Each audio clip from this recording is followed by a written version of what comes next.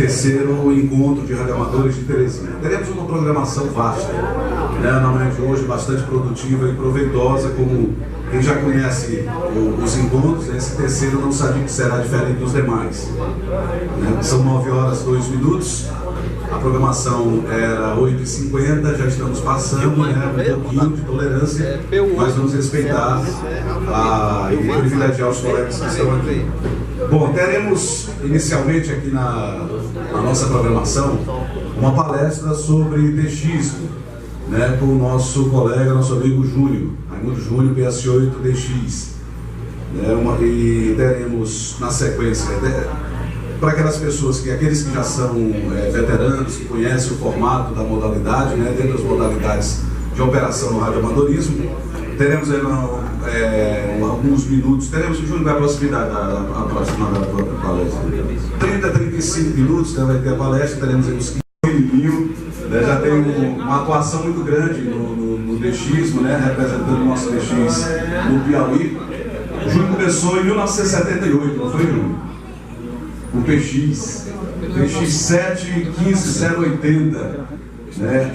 Radioamador desde 1979, logo na sequência, já teve vários indicativos, PS8W, CJ, ACW, hoje PS8DX, né? Desde 1988. É operador de CW, faz parte do Teresina DX Group, do CWJF, já participou de diversas expedições, inclusive fizemos alguma, né, em parceria também, que é uma forma bastante interessante que o Júnior vai demonstrar a partir de agora dentro da atividade de DX. Passo a palavra para o Júnior e a atenção de todos. Pessoal, bom dia. Em primeiro lugar, eu queria agradecer a gentileza do convite. Esse tema é um tema muito agradável para mim, vocês podem ver pelo próprio indicativo. Acho que o radioamadorismo é um hobby científico, mas é um canal de relacionamento espetacular.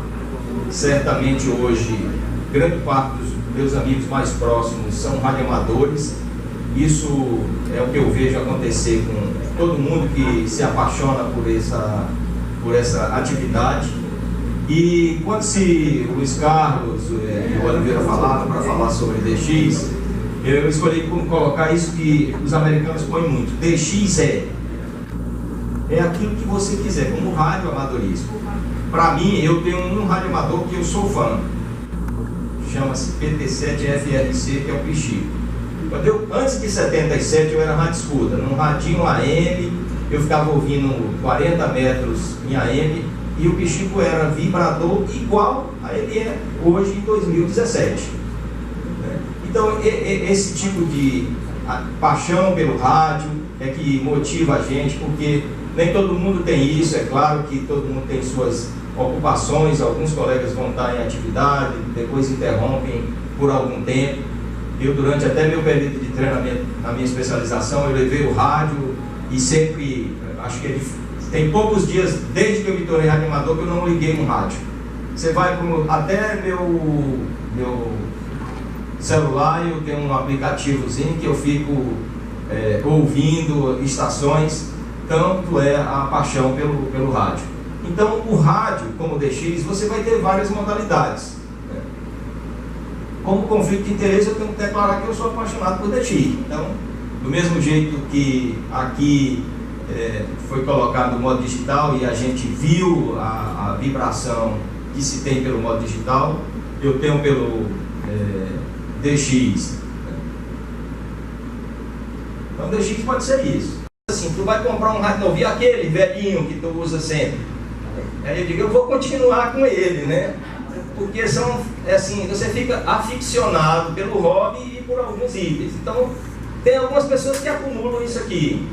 Isso aqui foi quando eu comecei, né? Esse rádiozinho aqui é que eu ouvia 40 metros. Essa foto é de 1977.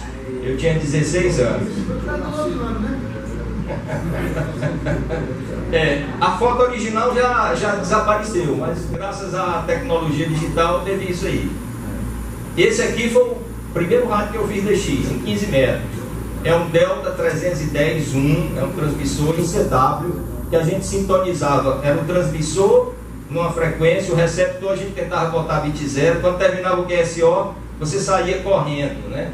E quem ouvia telegrafia em delta, parecia um pinto piando, né? Então, esse foi o primeiro equipamento que foi emprestado por um amigo, hoje ele está comigo, não funciona, mas vem a história da paixão, né? E da acumulação. Ó, tá aqui outro que também é aficionado, ainda hoje guarda o delta dele. Não sei se a dona Lídia deixou ele vir hoje, né? Mas tá aí, a gente até brinca que lá no Charco do Jesus tem uma lâmpada vermelha e verde, que é controlada pela esposa. Quando tá verde, ele pode fazer DX, né? Uns 130, perfeito, excelente rádio, aguenta desaforo. Você sai em 80 com uma antena de polo de 40, curto-circuitada. Você sai 15, não digo porque você sai no harmônico, né, usando a de 40 metros. Mas é um rádio extremamente desaforado e tem mais. Não precisa sintonizar nada, não tem coisa de bit 0. Aquele primeiro rádio, Delta, você tinha que fazer a sintonia de grade, de placa. Tá aqui o auxílio que acompanha. Então não era uma coisa tão simples. Hoje você pode ir com 101, né? Miniatura, cabe numa mão e faz VHF, faz UHF, faz VHF 6 metros e faz toda a banda de HF. E se você tiver mais um acopladorzinho, você vai embora. Monta uma estação muito simples. Acabou aquele negócio da gente andar com aquele Delta, que era um transmissor e um receptor imenso, né? Valvulado. O pessoal da antiga já levou alguns choques, né? Todo rádio amador de mais de 25 anos de rádio já levou alguns choques, sabe o que é isso? Aqui é outra coisa, sofisticado, recepção melhor, muito mais fácil, né? Isso aqui é uma estação de DX que está trabalhando apenas com um IC706 e um computador. A estação de rádio amador passou a ser isso. Eu preciso de um rádio, eu preciso de um computador? Não necessariamente, mas isso facilita muito a vida. Jesus agora está apanhando. E é o exemplo de que entrou para o radioamadorismo porque adora DX. Porque ele começou DX na época, na banda de 11 metros. 11 metros, durante muito tempo, a porta de entrada para o radioamadorismo era ou o rádio escuta, na época do AM, depois a faixa do cidadão, e atualmente é a faixa de 2 metros, né?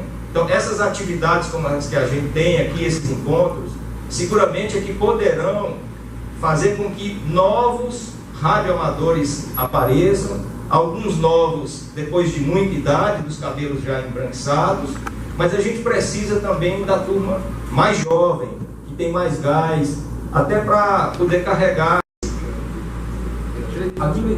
a velha e milagrosa 3DX3. Ela é tão boa que se eu montar errado, ela funciona. Se eu botar o diretor no lugar do refletor, que diga o Nelson, mudou e a antena funcionava do mesmo atualmente. Mas tem gente que quer isso aqui, né? Se você passar na frente da casa do Pirajá, ele tem talvez metade dessas antenas, mais junto ainda, e mais, só que é mais junto, né? Os vizinhos são assombrados com ele. Mas isso aqui, o cara quer uma antena para falar para a Europa, uma para falar para a Ásia. Facilita, sem dúvida alguma. Para fazer DX, a primeira coisa... Não, calma aí, vai aparecer, tem um segredo na frente. Ó, o código de conduta. Porque o DX, eu vou até mostrar umas figuras aqui, e o DX ele tem um negócio interessante. Todo mundo que fala em DX começa a falar DXCC. E às vezes tem lá top on roll, tem top on roll espetacular, e tem top on roll questionável. Mas no rádio, e principalmente nessa coisa de DX, de competição, existe um código de conduta que hoje é um código que está sendo cobrado de nós todos em qualquer das atividades sociais. Hoje vocês veem que até algumas colocações, às vezes com tom de brincadeira, a gente deve evitar, porque a gente tem que ter uma postura correta, adequada. E o código de conduta de DX, ele tem se imposto, e eu acho que tem melhorado muito, porque o que a gente via numa expedição, num contexto, numa figurinha, muitas vezes se perdia o contato por falta de comportamento adequado da comunidade de radioamadores no mundo todo, não é só aqui. Então a primeira, só vou ler aqui o primeiro, eu vou ouvir, e de novo, às vezes o sujeito tem a orelha dura. Eu faço contato lá no CW há muito tempo e não consigo desenvolver minha velocidade. O Zé Alves, de saudosa memória, eu brincava e dizia assim, eu não tenho um ouvido musical. Ele dizia, não é isso e tal. Eu digo, é falta de prática. Mas eu estou fazendo todo o tempo. Tem gente que faz telegrafia, passa 10 anos sem fazer, senta na mesa e transmite a 30 palavras por minuto, de uma hora para outra. Eu não preciso ter técnicas exageradas, mas tem algumas coisas que facilitam a vida da gente. Você precisa ter um logbook. O que é um logbook? Livrinho. Pode ser de papel? Pode. Está aí o Jesus. Ele tem lá um número muito grande de contatos. Ele está apanhando porque ele quer fazer o upload, que dentro de fração de segundo ele sabe quantos países tem, se ele tem o WZ, todas as zonas trabalhadas, todos os estados americanos, quantos países por banda, né? Aí é que faz a diferença. Mas o logbook pode ser de papel. E o logbook digital é caro? Tem free aí de todo jeito. O N1 Mike, um excelente programa de contexto, pode ser. Tem alguns pagos, como o DX4In, que é o mais conhecido, mas você consegue isso com muita facilidade. Ter um cartão QSL e saber de informações. Está aqui o Ademir. Isso é tudo. Você tem que ter o seu QSL. Isso é uma maneira de você reconhecer o contato, premiar o sujeito que ficou de noite para trabalhar você, ou o contrário, né? Quem recebe um QSL sabe o que é o prazer de você ter passado a crucificar. Mas tem atenção e tal, deu algumas dicas. Depois ele mandou inclusive um e-mail dizendo assim, olha, ouvi o seu contato. Coincidentemente, ele ouviu na hora que eu trabalhei essa estação. Mas hoje, com o Clube Log, a gente diminui muito isso. É claro que tem aquelas pessoas que querem trabalhar tudo de novo, né? Mas o Clube Log lhe permite isso. O Clube Log permite saber quantos países você já tem, quantos está registrado, e o que é o habitual. Eu envio o Clube Log, um americano envia, um japonês envia, e se os nossos contatos tiverem sido feitos, eles vão ser cruzados e você vai saber se trabalhou ou não. O LOTW é a história do DXCC. Tem alguns radioamadores que nunca mandam pedir o DXCC, porque o costo foi $500 mil. $500 mil que os caras tiveram que pagar. Então a comunidade radioamadorística tem que reconhecer isso e aceitar, né? O cluster, ninguém faz mais DX sem cluster. Hoje eu ligo o meu computador antes de ligar o rádio, e eu sei qual é a estação que está no ar, qual a frequência, qual o split que ele está usando, né? O cluster também, a gente ainda faz o seguinte, eu ligo e vejo assim, quem de Teresina já trabalhou? Se trabalhou, qual foi o horário? Porque aí eu passei 3 noites passando a madrugada para trabalhar o VK9 linear, o Manish Reef agora. E aí fui trabalhar 7 horas da manhã em 40 metros, aperreado, porque ia chegar atrasado e bater o ponto atrasado no hospital.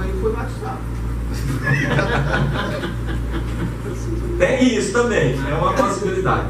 Contestes e diplomas é outra coisa.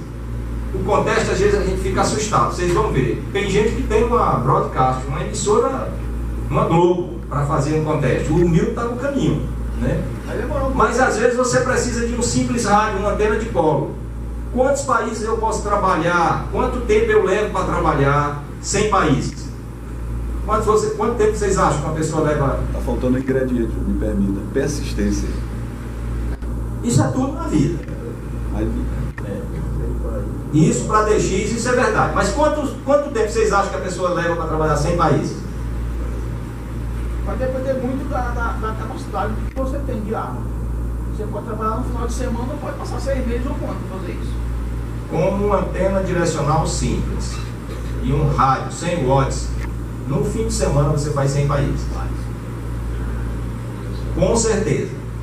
O último contexto Agora, fonia de CQWW, eu fiz só 20 metros. Aí eu disse assim, eu vou fazer, eu já sabia que vinha para essa palestra com esse tema, eu disse, então eu vou ver quantos países eu trabalho. E assim, eu não fiquei as 48 horas do conteste. Eu fiz 72 países em 20 metros. Quem ficasse pelo menos 12 das 48 horas direto, seguramente trabalhava 100 países. Agora tem assim, e 200 países? Aí já é diferente. E 300 países? Daí o Aldo Demir. Não tem mais nada, não tem mais. Para ele, agora para trabalhar um novo país, é 5 anos. Ele está com 311. Perdeu o Melich Reef, Decanovo Baikal. Só daqui a 5 anos. Agora vai surgir outro país, né? Que a gente tem hoje, um total de valos, 340.